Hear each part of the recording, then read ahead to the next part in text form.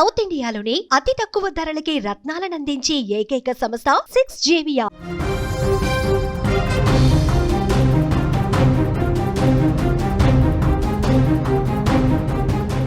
Breaking news చూస్తున్నాం. 7 నెలల గర్భిణీపై దారుణం జరిగింది. కొడుకే సవతి తల్లిని హతమార్చాడు. గర్భంతో ఉన్న తల్లిపై ఒక్కసారిగా కత్తి దూశాడు కొడుకు. ఆస్తి కోసం అమానుషానికి తెగబడ్డాడు బన్నితేజ. మృతురాలి తల్లిదండ్రుల ఫిర్యాదుతో కేసు నమోదైంది. టేకుర్తిలో ఈ దారుణమైనటువంటి ఘటన జరిగింది. కరీంనగర్ జిల్లా ఇల్లందుకుంట మండలం టేకుర్తిలో ఒక హృదయ విదారక ఘటన చోటు చేసుకుంది. ఆస్తి తగాదాలు ఒక నిండు ప్రాణాన్ని బలిగొన్నాయి. 7 నెలల గర్భిణి అయిన ఒక మహిళను ఆమె సవతి కొడుకు నిన్న రాత్రి దారుణంగా చంపేశాడు. కత్తితో గొంతు కోసి చాలా అంటే చాలా అమానుషంగా దాడి చేసి చంపేసిన పరిస్థితి. టేకుర్తి గ్రామానికి చెందిన ముద్రపోయిన రాములు తన మొదటి భార్య పిల్లలు ఉన్నా కూడా 8 సంవత్సరాల క్రితం బొమ్మనపల్లికి చెందిన 34 ఏళ్ల తిరుమలను రెండో పెళ్లి చేసుకున్నాడు. రాములు ఒక హరికథా కళాకారుడు. తిరుమల ప్రస్తుతం 7 నెలల గర్భంతో కూడా ఉంది. రాములు మొదటి భార్యకు 2 కుమారులు ఉన్నారు. గత 3 నెలల నుంచి ఆస్తి పంపకాల విషయంలో 2 కుటుంబాల మధ్య గొడవలు జరుగుతూనే ఉన్నాయి. ఈ గొడవలు ఎక్కువ కావడంతో రాములు తన ఇంటిని తిరుమల పేరు మీద రిజిస్ట్రేషన్ చేశాడంటే రెండో భార్య మీద. దీంతో మొదటి భార్య కుమారులు ఆగ్రహానికి గురయ్యారు.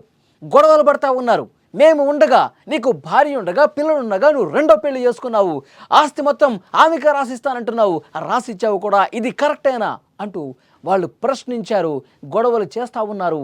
ఇంటి మీదకి వెళ్ళి అదేవిధంగా గొడవలు జరుగుతూనే ఉన్నాయి. తిరుమలకు సంతానం కలిగితే, ఎందుకంటే ఇప్పుడు 7 నెలల గర్భంతో ఉంది కాబట్టి సంతానం కలిగితే ఆస్తి పంపకాల్లో వారు కూడా భాగమవుతారని చెప్పి వీళ్ళు భావించారు. ఈ క్రమంలోనే మొదటి భార్య చిన్న కుమారుడు బన్నితేజ ఒక దారుణమైనటువంటి నిర్ణయం తీసుకున్నాడు. ఒక సైకో నిర్ణయం తీసుకున్నాడు.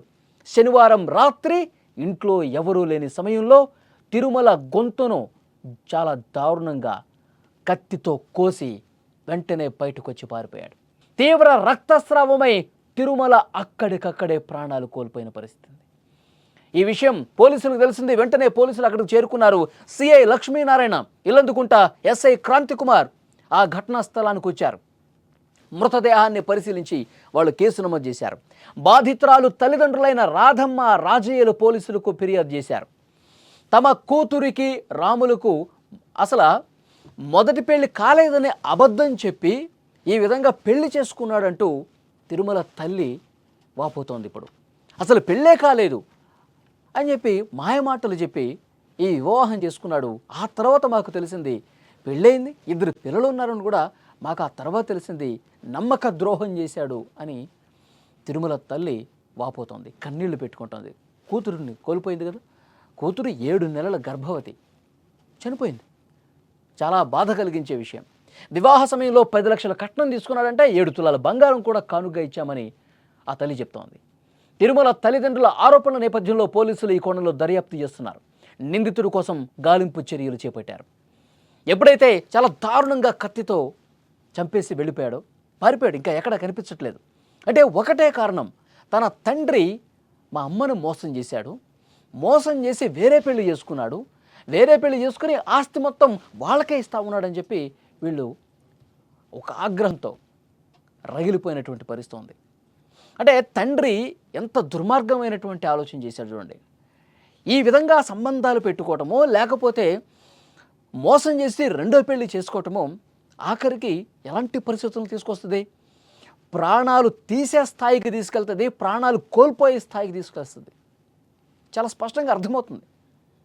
ఒక నిండు ప్రాణం పోవటమే కాదు, కడుపులో పెరుగుతున్న బిడ్డ కూడా చనిపోయిన పరిస్థితి. 7 నెలల గర్భం అంటే 2 ప్రాణాలు పోయిన పరిస్థితి ఉంది. ఎవరు దీనికి కారణం? చంపినోడు ఎలాగో బాధ్యత వహించాలి, వాడిని పోలీసులు అరెస్ట్ చేస్తారు, లోపలేస్తారు. కానీ తిరుమల భర్త, మొదటి భార్య భర్త, రెండో భార్య భర్త ఉన్నాడు కదా, ఈ చంపినోడు తండ్రి, వాడిని ఇంకా దారుణంగా శిక్షించాల్సినటువంటి అవసరం ఉంది. మాయమాటలు చెప్పి నాకు పెళ్లి కాలేదని చెప్పి అమ్మాయిని పెళ్లి చేసుకుని అమ్మాయి గొంతు కోసి చంపేసిన దానికి కారణం కాదా? పోలీసులు దీని మీద చాలా సీరియస్గా యాక్షన్ తీసుకోవాల్సిన అవసరం ఉంది. ప్రస్తుతం గాలిస్తూ ఉన్నారు. ఆ తండ్రి అనేవాడు కూడా ఎటుపోయాడు అర్థం కావట్లేదు. వాని గాలింపు కూడా జరుగుతోంది. ఈ గొంతు కోసినటువంటి వెధవ వీడొక దారుణమైన నిర్ణయం. ఆస్తులే కావాలి, మా ఆస్తి మొత్తం వేరే వాళ్ళు తీసుకెళ్ళిపోతారు, ఏదైనా చట్ట ప్రకారం తేల్చుకోవాల్సిన అవసరం ఉంది. తండ్రి ఈ విధంగా దుర్మార్గంగా ఆలోచిస్తే చట్ట ప్రకారంగా ఫైట్ చేయాల్సినటువంటి అవసరం ఉంది. కానీ అభం శుభం తెలియని నీ తండ్రి చేసిన దానికి, నీ తండ్రి చేసిన ఘోరానికి, నేరానికి, పాపానికి పాపం ఆ తల్లి ఏం చేస్తుంది? సవతి తల్లి గొంతు కోసి దారుణంగా ఆన్ ది స్పాట్ ఆమె గిలగిలా కుట్టుకొని రక్తపు మడుగులో పడిపోయి చనిపోయింది. ఎంత దారుణం చూడండి. చాలా బాధ కలిగించే విషయం. వెంటనే వాడు కత్తితో గొంతు కోసి పారిపోయిన వాడిని పట్టుకొని కటకటాల వెనక్కి పంపించాలి.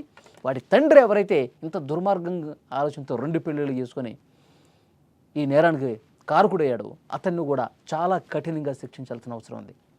ఈ వీడియో చూస్తున్న ప్రతి ఒక్కరూ స్పందించండి. ఈ ఘటన అసలు తప్పు ఎవరిదని మీరు భావిస్తూ ఉన్నారు? తప్పకుండా కామెంట్ బాక్స్లో తెలియజేయండి. కథకొచ్చి నా ఊరికి ఫోన్ నెంబర్ ఇచ్చి హనుమకొండలు చదువుకుంటే దాన్ని తీసుకుపోయి లాగా మ్యారేజ్ చేసుకున్నాడు. అమ్మా చదువులైనా పోలీస్ స్టేషన్కి పోయినాం, అయ్యా పెద్ద మనుషులలో పోయినాం. పెద్ద మనుషులలో పోతే ఎస్ఐ తిట్టిండు, ఇక్కడ ఎస్ఐ తిట్టిండు, అక్కడ ఇల్లంతకుంటే ఎస్ఐ తిట్టిండు. ఆ పోరు వయసు ఎంత ఉన్నది, దాని జీవితం ఖరాబ్ చేస్తావారని తిట్టిండు. ఇప్పుడు మీ ఇలా ఇల్లే ఉన్నది, ఏమి లేదు. మరి ఎవరు చంపారు అనుకుంటాను? మన చిన్న కొడుకు చంపిండట, వాడు అందరు కూడా చంపిండ్రు. అందరు మొత్తం 4 ఓడి. పేరేమ్మా ఎవరి ఏం పేరో నాకు తెలియదు. వాళ్ళ మీద మంట పోయి అందరు కూడా రామనాగ్య లేనిది ఏది కాదు, రామనాగ్య లేనిది ఏది కాదు. 8 సంవత్సరాలు అయ్యా బాధ్యపని చేసింది. అది ఎక్కడ పొలాలు పడితే అక్కడ చేసుకుంటే వచ్చింది రావణ్ దినాలకు. రావణి ఇప్పుడే 7 నెలలు.